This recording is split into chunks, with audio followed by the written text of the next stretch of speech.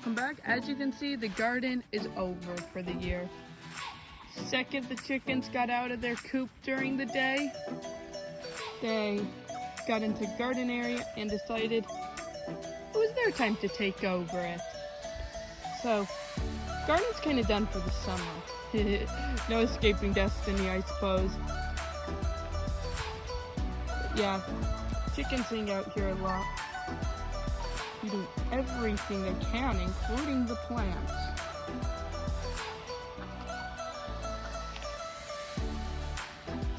So, yeah, that's the end of the garden for the year. It has been laying waste too. How sad. So, yeah.